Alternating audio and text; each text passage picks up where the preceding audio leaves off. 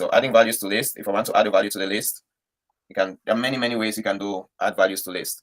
So for instance, if I want to find out all the different functions that you can use for a list, there are a lot of them. The list range, I can use that and say dir, one of those built-in functions that you can use as well, and do list range. If I do dir list range and execute that, these are all the different functions that I can use in the list. I can append, I can clear, I can copy, I can count, I can extend, I can find the index, I can insert, I can pop, I can remove, I can reverse, and sort.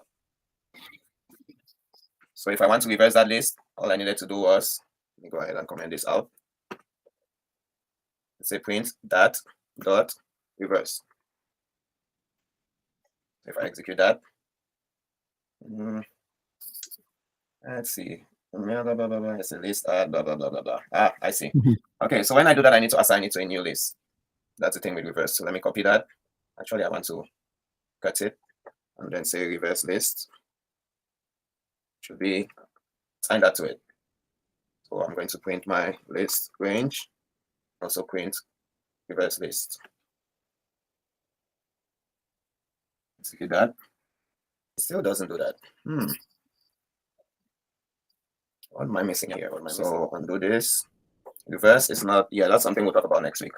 Execute that. And now it reversed it. Sounds good? Cut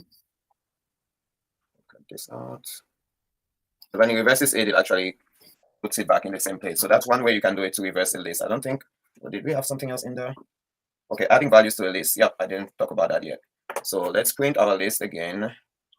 Delete this. Our list is 1 to 10. If we want to add a value, we can go ahead and just say list range and 11. Sorry, is it 11? Nope, it should be 10. But item 10, I want to go ahead and call it, let's give it 100. And then we print that. So now this assignment index is out of range. I cannot go ahead and assign 100 to 10. What I need to do is I have to do that dot add. Okay. Does that make sense? So let's go back again and look at all those functions that you have for lists. Let me go ahead and print them out again. A bunch of different functions that you can use for a list.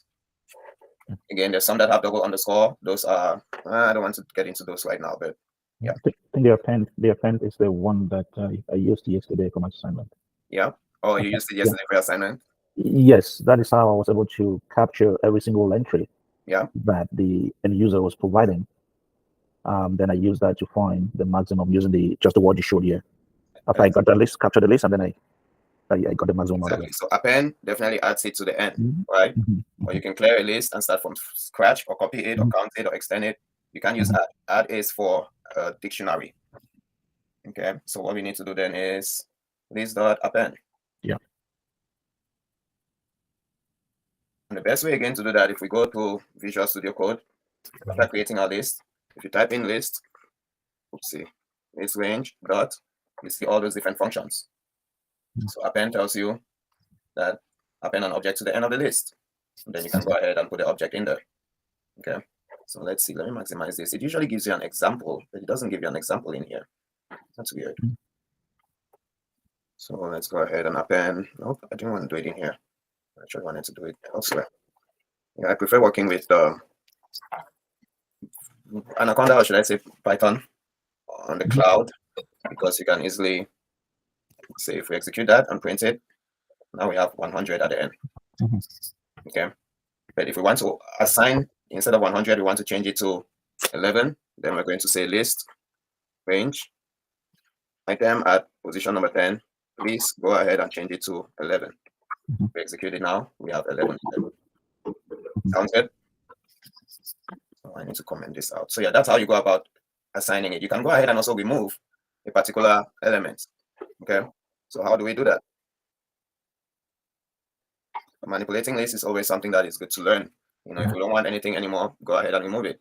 So if we want to remove, let's go ahead and say list range dot remove. Let's see, let's say 6. Right, execute that. Now 6 is no longer there. Oops, right here. 6 has been removed. So you can remove an item, or you can actually delete it from a particular position. That's another way you can do it.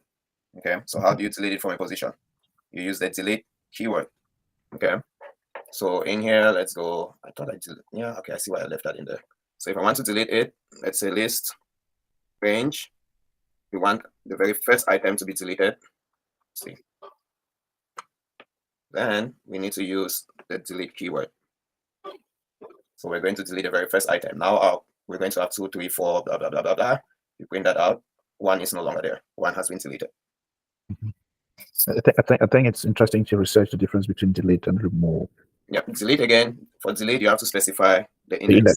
Yeah. But for remove, you're just removing the particular item. So if you have to print list range above deletion, above that delete, I don't know what to call it, but above that, are we gonna get? Yeah, we should get the list. Yeah, the list before and after. Yeah. Just thinking whether to fix it that way. Printing is always a good idea to debug. Otherwise, I don't want to show you all the other debuggers that you can debugging that you can use in Visual Studio Code. But yeah, again, I just printed stuff without printing them out. But you can see how the list changes. First of all, append 100, and then you went ahead and changed it to 11 right there.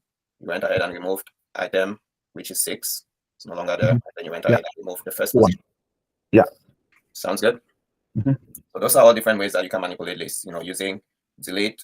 Sorry, this should be using remove, and the other one is using delete. All right. Now, if you want to find a value in a list, all you have to do is use the in keyword. So Python is really easy. For other programming languages, you don't use it that way. You have to figure out a particular way of looking at it.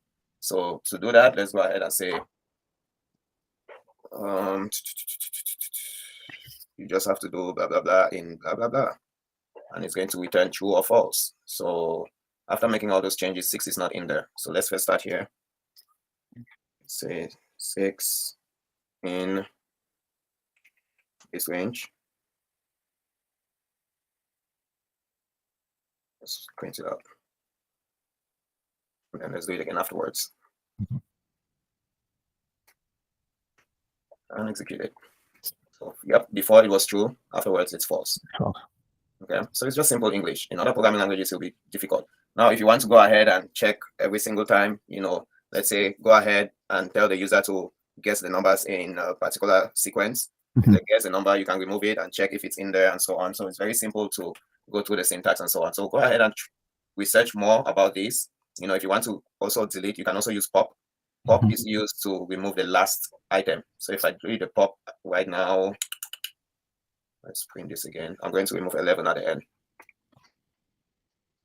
Range, the pop. Pop does not take any arguments. So as you can see, some functions take arguments, like remove takes the index. Pop does not take anything because it automatically removes the last one. Now 11 is no longer there. You end with 10. Okay. So yep, again, you can check all of these. You can also sort things out. You can count, but we're using length. Length and count is still the same thing. So like we said, these are just different functions that you use for lists. Remember we said the string is also a list, but it's a special type of string, a list. Let's go ahead and say, let's call it my name, right? My name is Vitus. And I want to go ahead and find out the type, my name. Let's probably print that out. And then I want to go ahead and find out what are the different types of functions that I can have in my name. So let's execute that.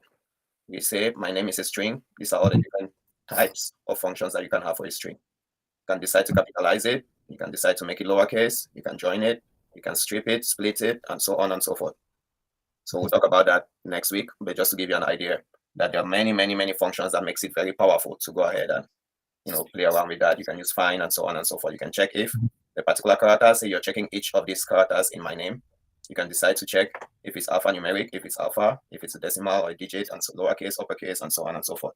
So that's when you're comparing two strings, or if you're checking for if a password is strong or not. Yeah, exactly. That was just coming to my mind. I'm like, okay, this is what you're gonna use to check the strength of the password, right? Exactly. Yeah. So yeah, those are some examples with lists. Manipulating it, we can decide to break our list apart, right? So for instance, I don't know if I want to use the one with my name in there, but that's fine. We'll go ahead and use students. So let me copy all of this out again so that we don't have too much stuff. Where did the rest of it go? There it is. So in here, I want to go ahead and manipulate that list. Okay, so to manipulate the list, I could go ahead and splice it or join it or sort it or add values to the list, which we have seen. Remove values from the list, which we have seen, determine the length and so on and so forth. Those we've already seen those. So let's try to slice it, join it, or sort it. So to slice it, slicing is just getting a section of the list. So for instance, students, there are currently 4 in that list. I can decide to say I want to slice that list from the 2nd to the 4th. That's going to give me, it's probably going to give me an error. 1, 2, 3, 4. Because we have up to 3. Yes, so let's execute it and enjoy the error. Well, oh, that's right. It starts from 2 and ends at 3. So this actually, for slicing, actually have, let's say, start and end. Since that end is after the start, it doesn't really give you an error message. If I did that and I had 3, execute, it starts at 2 and ends at 3, so it does not include the end. Yeah, okay, cool. Okay. So 3 and 4, we had the same outcome, right? No, 3 and 4, it included the end. Okay, but 0. So because 2 there is going to be from n. Yes, so again, 2 starts from n. That's where it starts. It starts at this index, and it ends at that index, but it does not include the n. Does that make sense? No, when you say it doesn't include the n. Oh, yeah, it's -1. Yeah, okay. Yes, the upper limit is. Cool. There you go. Excellent. Thank you. All right. Also, if you want to say, let's start from the beginning and end somewhere, then you can go ahead and say, okay, let's start from there and end at 3. When you don't include the beginning, it also works just fine. Okay, so execute that. It's going to go all the way to the 3rd position and stop. Also, we can decide that we want to start just from the 2nd position all the way to the end. And do that. It starts from here all the way to the end. Sounds good. So what happens? What do you think happens if you omit both the beginning and the end? You get everything. I don't know. That's right. You're going to end up getting everything. It's multiple choice. You get everything. Yeah, we definitely go ahead and get everything. Sounds good. But you can also go ahead and decide, say, between Fabian, Nigel, and I want to go ahead and add another person in there. If I want to go ahead and do that, let's say students between 2 and 3, I want to add somebody in there. Let's go ahead and say, how do I do this? Oh, sorry. Actually, yes, I did it right. I just needed to put it the other way.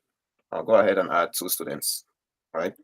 The 2 students will be Buff and Blaze. Now I can go ahead and print everything out. So execute that. Buff and Blaze are inserted in there. Sounds good. So now we've omitted, but replaced the middle and added 2 records in there. So that's how slicing works. There's a lot of different ways that we can slice depending on what you're trying to do. When you have different questions that are asked of you, you can always do, again, remember, it's a piece of art, right? Programming is a piece of art. You might do it one way, I might do it another way. At the end of the day, we're all going to come up with the same results. So we just have to see which one is more optimal, per se. So joining lists, we've already looked at how we can join lists. You can use the join keyword, you can use plus to add it. Sorting lists, you can use the sort again. So it's very easy. So we'll go ahead and sort. Let's go ahead and sort the name of students here. Print students, sort. We have. Now it's going to, nope, it didn't work. What am I missing? Do I need to print it? I don't need to print it. There you go. No, that's still wrong.